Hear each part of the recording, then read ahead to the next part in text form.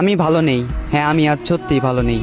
অন্যদের চোখে আমি হয়তো একটা সাধারণ মানুষকে হারিয়েছি, তবে আমার দিক থেকে দেখলে আমি আমার স্বপ্নকে হারিয়েছি, আমি আমার ভালো থাকাকে হারিয়েছি, আমি আমার হাসি খুশি জীবনটাকে হারিয়েছি। এ জীবনে তুমি এমন একটা মানুষ ছিলে যাকে নিয়ে শুধু রাতের অন্ধকারে নয়, দিনের আলোতেও আমি স্বপ্ন দেখেছি। এ জীবনে তুমি ছিলে সেই যার মুখের দিকে তাকিয়ে আমি বিনা কারণে মুচকি এসেছি।